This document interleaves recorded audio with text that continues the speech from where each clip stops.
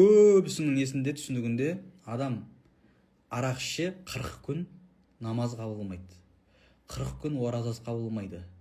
Адам арақ шыққан кезде одан иман көтеріліп тұрады. Адам намаз зина істеп жатқан кезде одан иман көтеріліп тұрады, яғни мұсылман болмайды деген секілді уағыздардың кейде енді фихи үкімдерді білмейтін кейбір уағызшылар не істеуі мүмкін, айтып жіберуі мүмкін да арада, иә, немесе хадистің тікелей мағынасын алып айтып жіберуі мүмкін. Хадисте солай келген, иман көтеріліп тұрады деген секілді, дұғасы қабыл болмайды деген секілді хадистер келген. Ал ол хадистерге ғалымдар не деді, соны үңілмей үкімге қатысты хадисті айту өте қиын екен да Дәуренбек. Түсіндің ба? Қараңыздар, пайғамбарымыздың келген хадистер жоғарыдағыдай. Бұл намазға, намазды оразаны оқуға ешқандай қатысы жоқ. Түсінесіздер ма? Яғни дұрыс адам зина істеп тұрған кезде иман көтеріліп тұрады деген сөз, адам есі дұрыс мұсылман адам мұсылман күйінде ол ауыр күнә зина істемейді деген мағынада. Түсінесіздер ма? Кемелдік жағынан айтылып тұр бұл жерде. Түсінесіздер ма? Иә, адам зина істеп жатса, арақ ішіп жатса, ол мұсылман. Иман көтерілмейді. Адамнан иман көтеріліп кетсе, ол кәпір болады. Ал иман бізден қашан көтеріледі?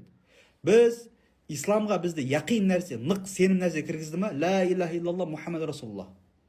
Алла жалғыз, пайғамбар оның елшісі деген. Бұл яқин сенім, дұрыс па? Енді иманнан осы секілді яқин нәрсе, нық нәрсе шығарады.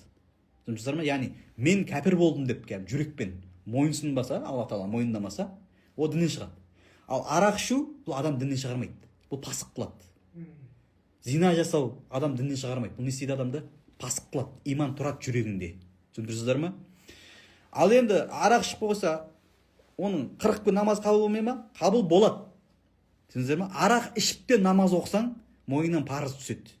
Түсіндіңіздер ма? Арақты ішіп алған біреу кәдімгідей. Не істейді? Қалай ішіп алған?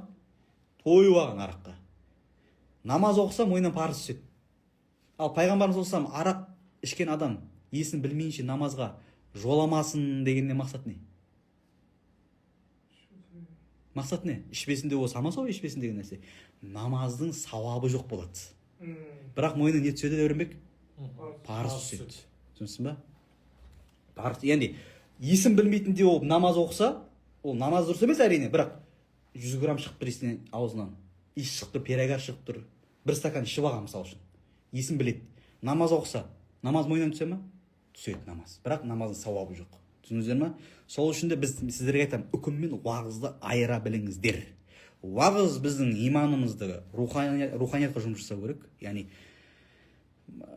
мысалы үшін қой, арық қой. Ол тамақ шөп жесін істейді, семіреді. Иман да, тақуалық та солай. Мысалы үшін бізде тақуалық деген сол не істеп тұрмайды, тұрақты тұрмайды, үнемі адамда тақуалық тұрақты тұрмайды. Қараңыздар. Нұртай, сен қазір тақуасың да, тақуа ішінде оқып жүрсің, адам ақысына кірмейсің, керемет болып жүрсің да. Сосын бір айдан кейін сен бір темекі шегіп қойдың. Немесе бір не істедің? Өтірік айтып қойдың. Сөйтіп мен саған қарап, астағфирулла, сен Нұртай, сен тақуа едің ғой, бауырым, не болып кетті сен деп. О, Нұртай, сол кезде тақуа еді ол. Сен сол кезде тақуа едің. Өйткені адам тақуалық деңгейі бір орында тұра бермейді, өзгереді. Жаңағы қой секілді. Қойға сен жем берсең семіреді, жем бермесең азаяды. Иә? Әлжуаз болып қалады. Әлжуаз қалай? Иә, арық болып қалады деген секілді. Түсіндіңіздер ма? Солай. Сол үшін де арақ ішіп алған адам ертесіне бастап оразасын қазасын өтей берсін. Намазын да оқи берсін, проблема жоқ.